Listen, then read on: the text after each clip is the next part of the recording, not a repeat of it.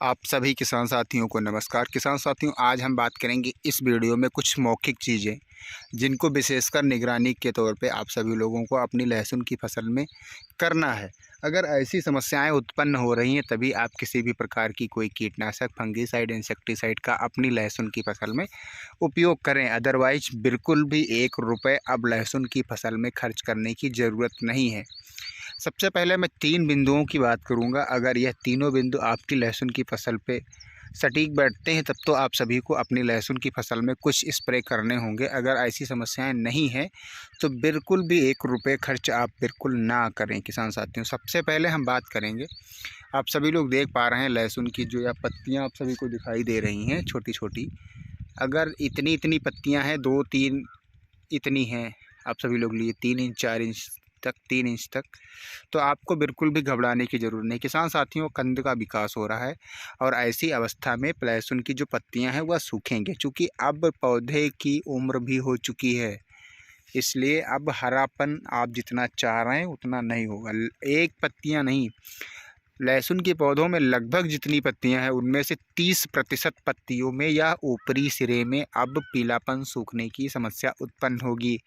चूँकि अब पौधे का जो रस है वह नीचे की तरफ आ रहा है कंद में समाहित होने के लिए, तभी तो किसान साथियों कंद का विकास होगा। तो ऐसी परिस्थितियां अगर हैं तो आप सभी को किसी भी प्रकार की कोई दवाई स्प्रे करने की ज़रूरत नहीं है। वीडियो में आप सभी लोग देख पा रहे हैं लहसुन के जो पौधे आपको दिखा रहे हैं, इसमें से एक पौधा जो सामने का है किसान साथियों, यह फट चुका है। इसका रीज़न क्या है? जब इसमें निराई करवाई गई थी उस समय यह पौधा टूट गया था, इसीलिए इसमें देख लीजिए नए नए पुनः पत्तियां नीचे से फूट चुकी।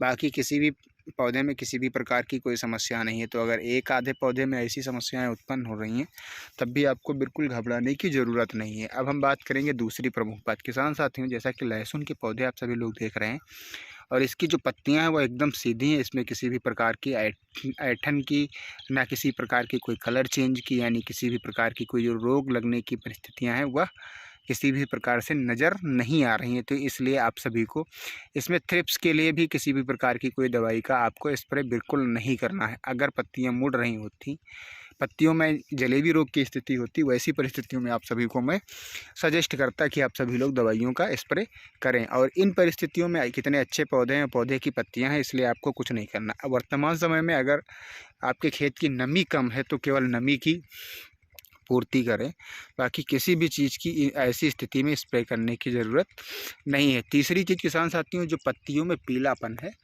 आप सभी लोग देख पा रहे होंगे बिल्कुल जीरो है। ऊपरी सिरा तो मैंने बताया है सूखेंगे, चूँकि रस नीचे की तरफ आ रहा है, कंद का विकास हो रहा है इस समय, इसलिए यह ऐसी स्थिति उत्पन्न हो रही है। तो ऐसी स्थितियाँ अगर है तो बिल्कुल भी घबराएं ना। आप सभी लोग बिल्कुल खुशी मन से अपने लहसुन की खेत की निगरानी प्रतिदिन करें, ताकि कोई ऐसी गंभीर समस्या अब ना पौधों में आने पाए जिससे पौधे का विकास रुक जाए, कंद का विकास रुक जाए। इसलिए आप सभी लोग लगातार सचेत रहें, सतर्क रहें। कोई भी किसी भी प्रकार की समस्या अगर पनप रही है तो उसके लिए आप सभी लोग स्प्रे करें। अदरवाइज एक भी पैसा अब आप सभी को अपनी लहसुन की फसल में खर्च करने की ज़रूरत नहीं है। आप सभी को मैं पूरा खेत दिखा रहा हूँ कितना अच्छा हरा भरा है, और लहसुन की सिर्फ जो ऊपरी पत्तियां हैं उनमें से पत्तियां वही 2-3 इंच तक ही सूख रही हैं। तो आपको बिल्कुल भी चिंता करने की अब ज़रूरत नहीं है। किसान साथियों, आप सभी लोग नए हैं तो कृपया मेरे YouTube चैनल को सब्सक्राइब कर लीजिए, बेल आइकन का बटन दबा लीजिए, ताकि लहसुन की जो फसल है उससे विशेष संबंधित जो बातें मैं अपने YouTube चैनल पे आप सभी के बीच में शेयर करता हूं, उनकी जानकारी आप सभी को सही समय पे मिल सके। अब हम बात करें किसान साथियों, पीलापन की भी मैंने बात कर दी है, पत्तियां जो मुड़ रही हैं उनकी भी बात कर दी है, जो पत्तियां या सूख रही हैं इनके लिए भी हमने बता दिया है। अगर पत्तियां आपकी लहसुन की जो पौधे हैं उनकी, ये पत्तियां देख लीजिए, यहाँ तक अगर सूख रही हैं, यहाँ तक, और सारी पत्तियां सूख रही हैं, तो वैसी परिस्थिति में आप सभी को डालना है प्रोपीनेप 70% WP। इसकी 2 से 3 ग्राम प्रति लीटर पानी की दर से मात्रा लेनी है।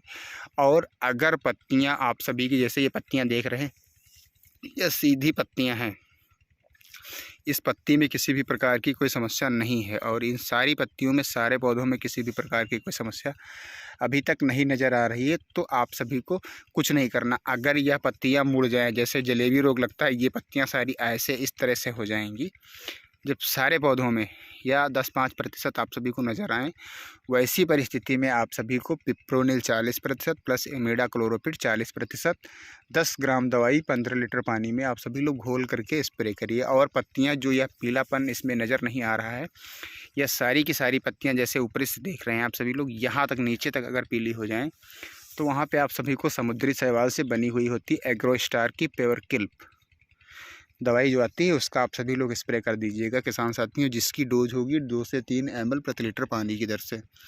तो यह जो 3 चीज़ें मैंने बताई हैं, और इसी के साथ में आप सभी को सिलिकॉन बेस का स्टिकर लगा देना है, ताकि यह दवाइयाँ आपकी लहसुन की फसल पे जो पत्तियाँ उसकी चिकनी होती हैं उनमें अच्छी तरीके से जा कर के चिपक जाएँ, और बहुत ही शानदार रिजल्ट आप सभी को अपनी लहसुन की फसल में देखने को मिलेगा किसान साथियों। अगर ऐसी समस्याएँ उत्पन्न हो रही है, उसी परिस्थिति में आप सभी लोग दवाई का स्प्रे करें।